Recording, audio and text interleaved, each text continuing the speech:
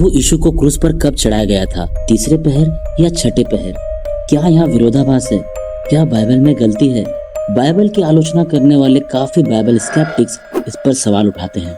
तो आइए जानते हैं कि इसका जवाब हमें कैसे देना है। मरकुस के अनुसार प्रभु यीशु मसीह को दिन के तीसरे पहर क्रूस पर चढ़ाया गया, जो यहूदी समय के अनुसार लगभग सुबह के 9 बजे थे। लेकिन यूहन्ना के सुसमाचार के अनुसार प्रभु यीशु मसीह दिन के छठे पहर यानी लगभग 12 बजे पिलातुस के सामने थे।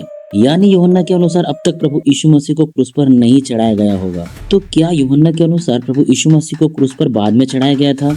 यहाँ घटना तो एक ही है, लेकिन समय अलग अलग क्यों है? क्या दोनों लेखकों में किसी एक ने गलती किया है? आइए जानते हैं। कुछ बाइबल विद्वानों का दृष्टिकोण इस प्रकार से है कि मरकुस और यूहन्ना ने अलग अलग समय प्रणाली का उपयोग अपने लेखों में किया है। मरकुस ने यहूदी समय प्रणाली का उपयोग किया है, वहीं यूहन्ना ने रोमन समय प्रणाली का उपयोग किया है। तो आइए समझते हैं कि यह दोनों समय प्रणाली कैसी होती है। यहूदी समय प्रणाली में 24 घंटे के दिन को 2 बराबर भागों में बांटा जाता था। समय प्रणाली के इन दोनों बराबर भागों में पहला भाग में पहला पहर सूर्य उदय के साथ शुरू होता था और सूर्य अस्त से पहले खत्म होता था, और दूसरे भाग में सूर्य अस्त के बाद पहला पहर फिर से शुरू होता था, जो कि लगभग शाम का समय होता था और सूर्य उदय तक यह समय चलता था। तो इस प्रकार यहूदी समय प्रणाली सूर्य उदय और सूर्य अस्त के आधार पर होती थी। ठीक उसके विपरीत रोमन समय प्रणाली में 24 घंटे के दिन को 2 बराबर भागों में यानी कि AM और PM में बांटा जाता था। मध्य रात 12 बजे से लेकर सुबह के 12 बजे के समय को AM कहा जाता है और दोपहर 12 बजे के बाद से लेकर मध्य रात 12 बजे तक के समय को PM कहा जाता है। तो इस प्रकार विद्वानों का मानना है कि दोनों लेखकों से कोई गलती नहीं हुई है, बल्कि दोनों लेखकों ने सही घटना को प्रस्तुत किया है और लगभग समय भी सही है। बस हमें यहाँ यह समझना है कि दोनों ने अलग अलग समय प्रणाली का उपयोग किया है और यहाँ समय प्रणाली का अंतर है, इसलिए बाइबल में अलग अलग पहर लिखा गया है। आइए देखते हैं और भी बाइबल विद्वान इसके बारे में क्या कहते हैं।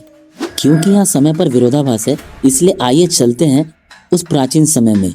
और हमें यह जानना बहुत जरूरी है कि प्राचीन समय के लोग समय की जानकारी किस प्रकार रखते थे, क्योंकि आज के युग की समय प्रणाली और उस प्राचीन युग की समय प्रणाली में बहुत अंतर है। आज जब हम किसी को समय बताते हैं तो हम उन्हें एक सटीक समय जैसे कि 9:15 हुए या 11:45 हुए इस प्रकार से बताते हैं, लेकिन उस समय ऐसा नहीं था। प्राचीन युग में समय की जानकारी केवल पहले पहर, दूसरे पहर या तीसरे पहर, इस प्रकार से वे लोग अनुमानित समय को जानते थे। उस प्राचीन समय में उपयोग होने वाले समय प्रणाली को जानने के लिए मैं आपको बाइबल में ही लेकर चलता हूँ। जैसे हम यहाँ देखते हैं कि प्रभु यीशु मसीह को डायरेक्टली क्रूस पर नहीं चढ़ाया गया था, बल्कि उससे पहले उन्हें लगभग 7 चरण से गुजरना पड़ा। दिन शुरू होते ही पहले पहर पर महायाजक के सामने उनका मुकदमा होता है।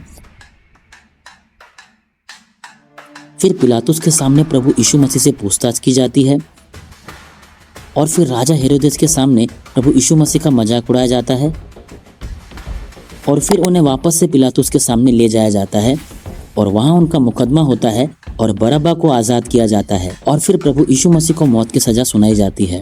फिर उन्हें कोड़े मारे जाते हैं, उनका मजाक उड़ाया जाता है और फिर उनके ऊपर एक बड़ा सूली लाद दिया जाता है। इसे लेकर वो चलते हैं और अंत में उन्हें क्रूस पर चढ़ा दिया जाता है।